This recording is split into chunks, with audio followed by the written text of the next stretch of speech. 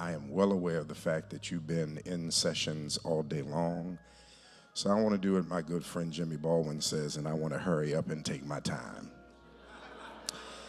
Isaiah chapter 6, verses 1 through 8 read like this. In the year that King Uzziah died, I saw the Lord high and exalted, seated on a throne, and the train of his robe filled the temple. Above him were seraphim, each with 6 wings. With 2 wings they covered their faces, with 2 they covered their feet, and with 2 they were flying. And they were calling to one another, Holy, holy, holy is the Lord Almighty. The whole earth is full of his glory. At the sound of their voices, the doorposts and thresholds shook, and the temple was filled with smoke. Woe to me, I cried. I am ruined, for I am a man of unclean lips, and I live among a people of unclean lips. And my eyes have seen the King, the Lord Almighty. Then one of the seraphim flew to me with a live coal in his hand, which he had taken with tongs from the altar. With it he touched my mouth and said, See, this has touched your lips. Your guilt is taken away and your sin atoned for. Then I heard the voice of the Lord saying, Whom shall I send, and who will go for us? And I said, Here am I, send me. Touched by fire.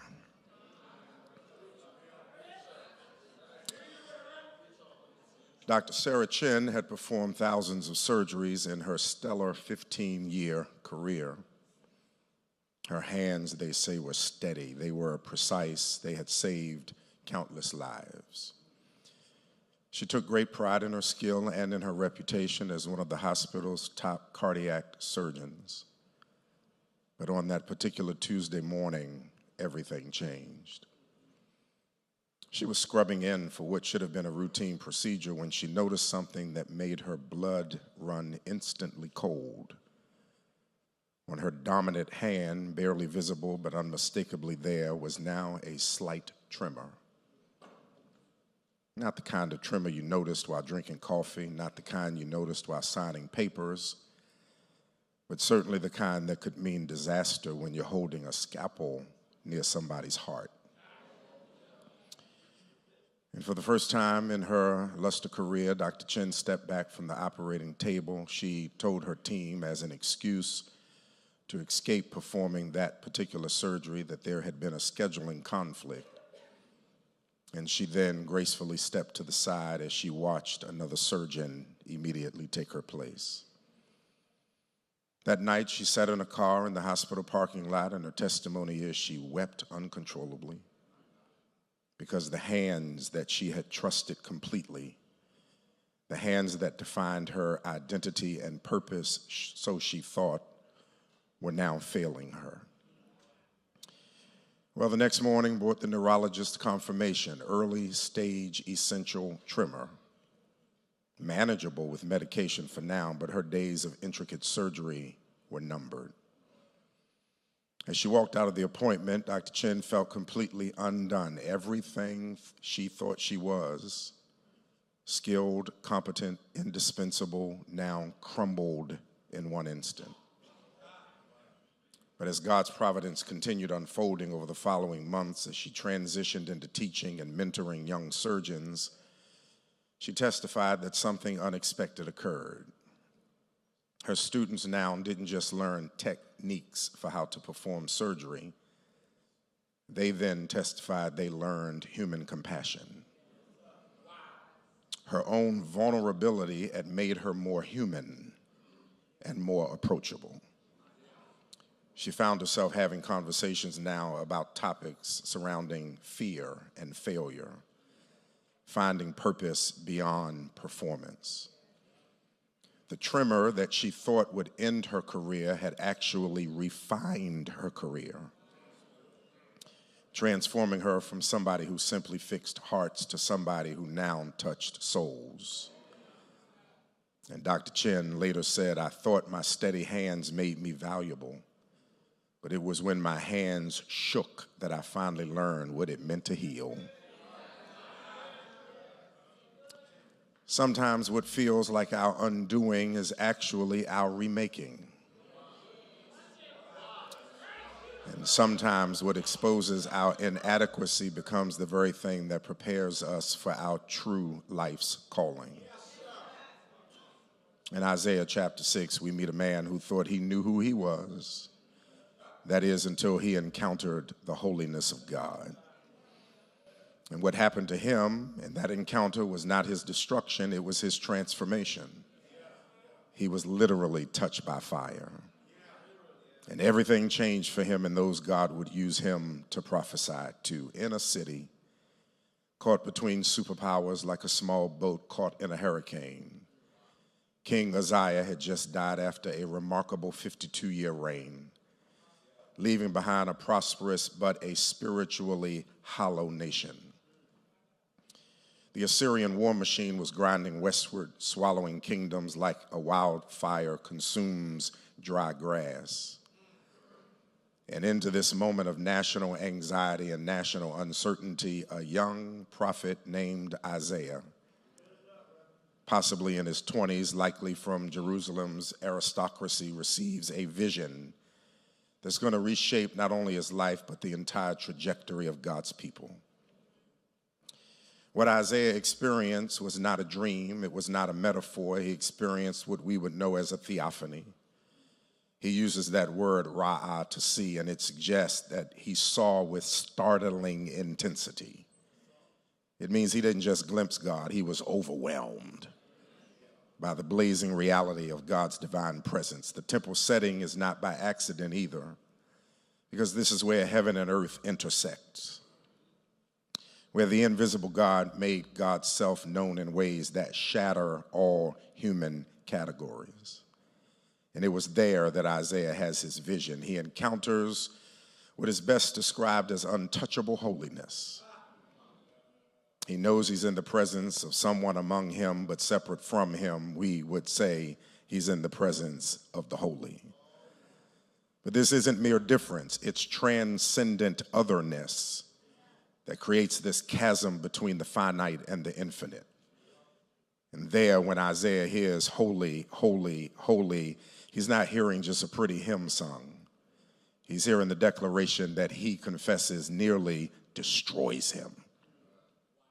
Threefold repetition, that strongest form of emphasis in Hebrew language, it announces that God's holiness isn't just one attribute among many, but it's in fact the blazing core of God's being that makes all the other attributes possible.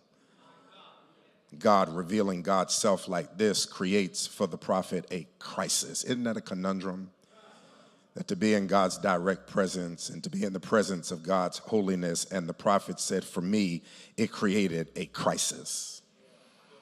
The prophet who had pronounced woes upon his nation suddenly turned that prophetic judgment inward, recognizing that standing before God's consuming holiness was also making him aware of his own unclean lips.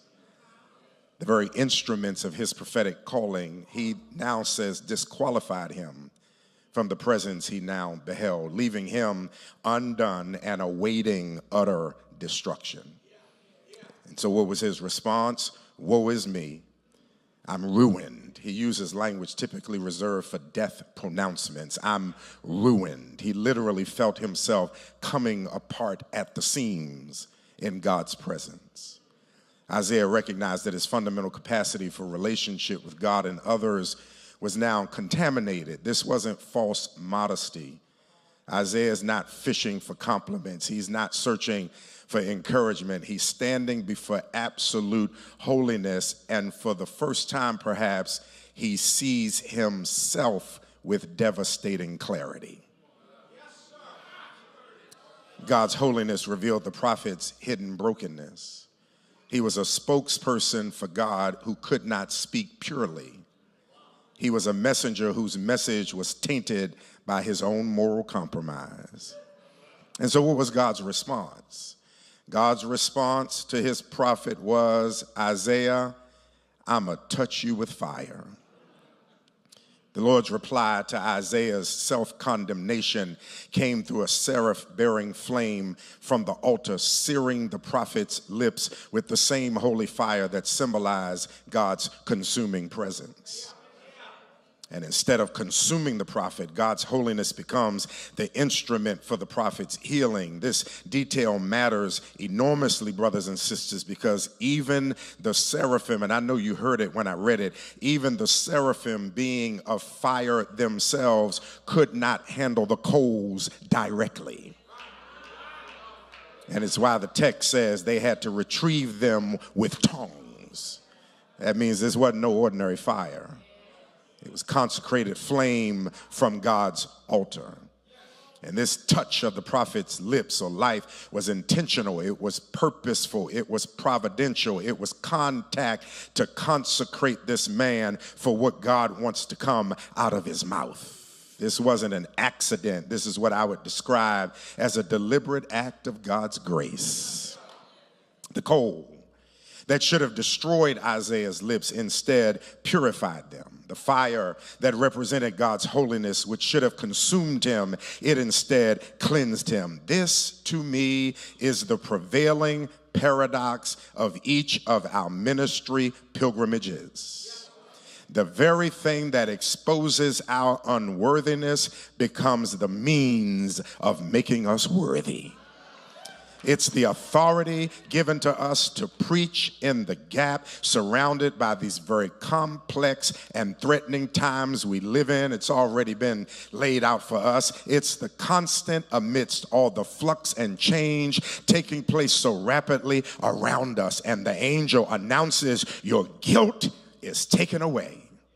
Your sin is atoned for. That's really courtroom language. It's as if Isaiah's case, he is told, is being dismissed. His debt is being canceled. His record is being expunged. But notice the progression. Conviction led to confession. Confession led to cleansing. And cleansing led to commissioning. Many of us, unfortunately, want to invert the process. We want to be commissioned without being cleansed, and then run out there and make these public confessions without having any bored down convictions. So let me say it again. Conviction led to confession, confession to cleansing, and cleansing to commissioning. The moment Isaiah was made holy, he then heard God's call for volunteers. Who can I send? And the prophet then responded, here am I, send me. God's call of Isaiah reveals why divine fire must validate our calling. Because you and I will preach to people whose hearts are hardened in seasons when obedience produces no visible fruit. Facing the internal battle of proclaiming truth that seems to change nothing. The fire that touches our lips is not merely for cleansing, it is for fortification. God sears into us an authority that cannot be derived from results or applause or apparent success. And when Isaiah asks, how long, Lord? And receives the devastating answer, until cities lie waste, he learns that the coal from the altar must burn deeper than discouragement can reach and create a conviction that survives human rejection, a commission that outlives ministry failure, and a calling that remains when every external validation disappears. We need that fire, don't we? Because the faithfulness God requires is going to cost us more than talent can sustain.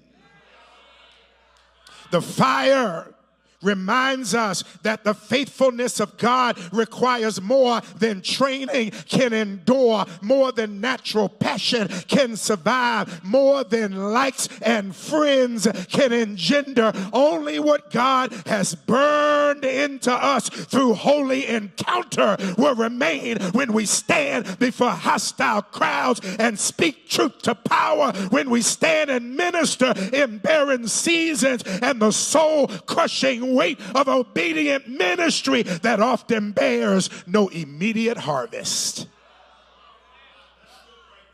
I'll sit down if you're not interested. But can I tell you before I take my seat that God will often reveal God's self to us during seasons of strained transitions and theological uncertainties.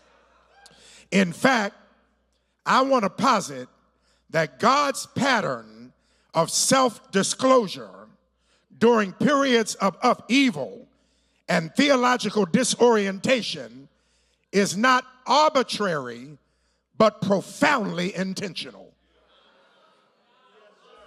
I'm not trying to validate why we are in this fragile, toxic, schizophrenic, immoral, satanic, evil political iteration that we're in right now. But I'll tell you what, it's going to strain and sift who the real prophets are.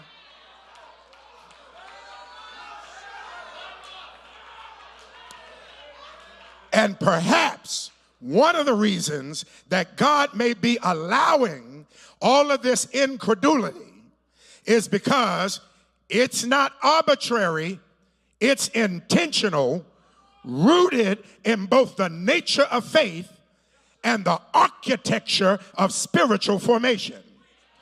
Crisis like we are experiencing these days exposes the inadequacies of our constructed certainties.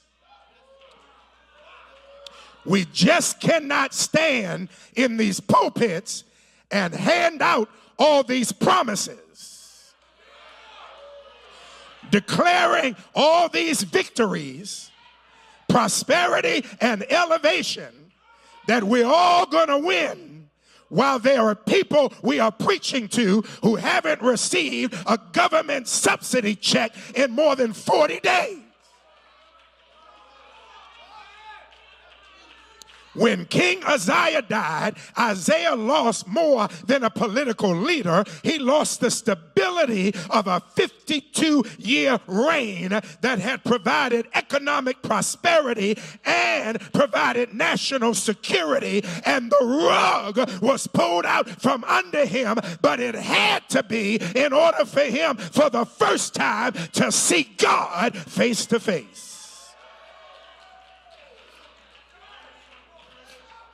The death of what we've relied upon creates a vacuum that our current theological frameworks cannot fill with previous answers. I'll say it again. I know it's not classroom, but let me say it again. The death of what we black clergy have relied upon has created a vacuum that our theological frameworks cannot fill with our previous answers. And it's precisely in this moment of exposed inadequacy that you and I have become capable of seeing God as God is, rather than as we systematically have defined him. Our certainties, while useful for navigation in calm seasons, can become barriers to fresh encounter. God often waits until our systematic arrangements fail before revealing dimensions of his character that our categories could not contain. Here it is. Transition strips away the idolatrous functions we have assigned to lesser things. We often unconsciously vest our security in structures, leaders, theological systems, seasonal blessings, and while they're good, they were never meant to bear the weight of ultimate faith and trust. When these secondary supports collapse, whether through death or disappointment or institutional failure or white supremacy or Donald Trump or the simple passage of time, we discover that what we've been worshiping beneath our worship is not strong enough to keep us stable. And the strain of transition reveals whether our faith rests in God himself or in the scaffolding we've built around him. God's self-revelation in these moments is simultaneously exposing and redemptive. He shows us the false foundation while offering himself as the true one. And when our theological certainty is shaken, when prayers seem unanswered, when the righteous suffer and the wicked prosper, when God's ways contradict our systematic expectations, we face a choice between demanding that God conform to our understanding or allowing our understanding to be transformed by God's self-disclosure. And if you're like me, I choose the latter rather than the former. The disorientation itself becomes pedagogical. That's the point I'm trying to make. The instability is really the grace of God. The uncertainty opens us up to preach some fresh sermons. Looking in the eyes of our struggling congregants and feeling their fear, sensing their angst is what sends us back to the sermon construction table to go past the platitudes and the false promises so that we can stand and say, I authentically have a word from the Lord. We learn that knowing God is not the same as mastering theological propositions about God. Isaiah's vision came not when he had figured everything out, but when the death of Isaiah left him unmoored and emotionally vulnerable. Let me illustrate our move. A skilled sailor will share. Y'all excuse me, Bishop McKissick has encouraged me. He told me it was good. Thank you, bruh. A skilled sailor will share that he learned true navigation not on calm seas with clear skies,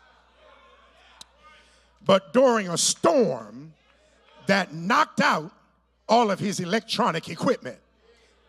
For years, he relied on GPS, radar, and sophisticated instruments to guide him. He knew celestial navigation in theory. He studied it, passed the test, but had never truly needed the stars. Then came the night when everything failed. No electronics, no familiar landmarks, just darkness, crashing waves, and his small boat being tossed and driven in ways that made his stomach drop. He was terrified, disoriented, utterly lost. But that's when he finally looked up. For the first time in his sailing career, he saw the stars, not as backup information, but as his only hope. He found Polaris, the North Star, and suddenly, he says, he understood why ancient mariners called it faithful, because when the electronics failed, the star had not moved. It had been there all along, constant and true. But he never needed to truly see it until everything else had been stripped away. He told me, I thought I knew navigation, but I only knew my instruments. I had to lose my instruments to find what would never fail. Come here for a minute. This is why God often reveals God's self when our carefully constructed certainties begin to collapse. We can study theology, we can master biblical structures and systems, we can build our faith on programs and leaders and structures and all that is necessary, but sometimes God has to let the storm knock out the instruments so we can finally look up and see that all my help comes from the Lord. Not as we've systematically arranged him, but as the fixed point by which everything else must be measured.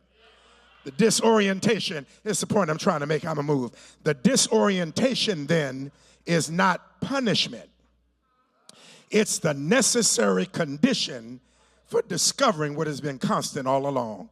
I wish I could sit one-on-one with each one of you so that you could tell me and rehearse all the things in your respective ministries that are not going well, and you'd be so upset with me when I tell you, here's what I want you to do tonight. I want you to go home and go to sleep. And wake up tomorrow so you can finally discover that weeping endures for a night. But joy comes in the morning. And this caused Isaiah to worship. And I'm going to sit down. It caused him to worship. Cries out, holy, holy, holy is the Lord Almighty. The whole earth is full of his glory. And I caught a revelation, Dean Guns, I had not considered before. While worship lifts and lightens and informs and motivates, while worship communicates and celebrates, worship does something else that we ought to thank God for. It wrecks pride. Worship destroys our ego, takes the stability from under our self-reliance, and when we truly encounter God's holiness, our achievements, our accolades become irrelevant. When worship shatters our ego and self-reliance, it gives us something far more valuable than we could ever lose. Identity rooted in being seen rather than being sufficient. Worship destroys the exhausting performance of self-construction and replaces it with the liberating reality of being known and loved and commissioned by God. We lose that crushing burden of being our own source and strength, and we gain the freedom of being God's willing vessel. We trade the anxiety of self-validation for the security of divine authentication. What dies is the false self that must constantly prove its worth. What's born is the truth self that rests in whose we are rather than what we have achieved. Worship strips away the pretense that we are the center, we're the source, we're the solution. And in that painful death, we discover that we're never meant to carry that kind of weight. We were meant to reflect a glory that is not our own, to speak with an authority that is not self-generated, and to love with a capacity beyond our natural resources. The ego dies so that Christ can live through us, and in that exchange, we find we've gained everything we were exhausting ourselves trying to create. I think I've reached the age and stage in ministry where I can advise some younger preacher, you can build your ministry on your personality and your reputation if you want, but it's going to be hard to sustain that.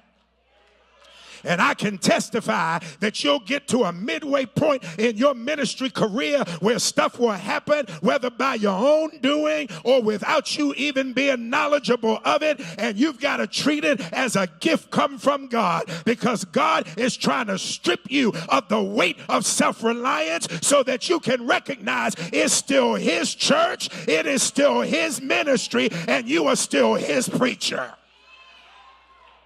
I'm done. A famous art forger once possessed extraordinary technical skill. He was so good at forging, he could replicate any master's brushwork. He could match any color palette. He could forge anybody's signature. And he made a fortune. He made a fortune selling fake Rembrandts and Vermeers that fooled even the experts. But he confessed near the end of his life, I perfected the art of becoming no one. I spent my life being anybody except myself. One day, after his career collapsed in scandal, he stood before an empty canvas with no one left to imitate. No market demanding another man's vision. And for the first time, Rousen, his hand started trembling. He had nothing to prove, no one to fool, no signature to forge. He said in that terrifying emptiness, he painted what he actually saw, what he felt, what he believed. Not brilliantly, not marketably, but honestly. And when he finished, he wept. Not because it was a masterpiece, but because for the first time, it was his. And he testified, I spent my whole life trying to be magnificent by being somebody else. He said, I never knew the freedom of being insufficient, but being authentic. This is the gift Isaiah leaves to us tonight, because it destroys the forger in each one of us.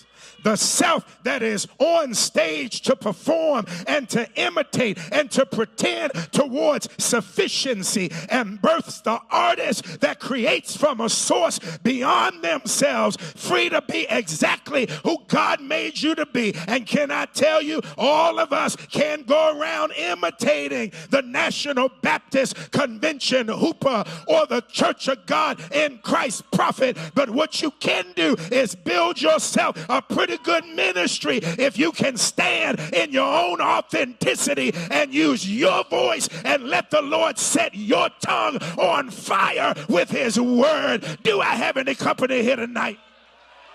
I'm ready to quit, but let me help you to help somebody else. Grab a neighbor by the hand and look at him in the eye and tell him, I'm tired of forging and I'm tired of imitating. I got to find my authentic voice and be my authentic self so that I won't lie when I stand during service and the opening hymn is being strong. And when the worship leader stands to direct the opening hymn, I want to sing it with all of the internal authenticity that I can muster. You're supposed to be talking to somebody. I said, take him by the hand and look at him in the eye and tell him, I want to be authentic. I want to be able to sing without it being a lie, just as I am. Without one plea, but that thy blood was shed for me. You supposed to be talking to somebody. I said, grab him by the hand, look at him in the eye, and tell him, just as I am, and waiting not to rid my soul of one dark blot, to thee whose blood can cleanse each spot. O Lamb of God, I come. Have I got a witness here tonight? I'm sorry for boring y'all tonight, but grab somebody by the arm, pull them as close as you can, make it your testimony. Tell them, I ain't trying to imitate nobody.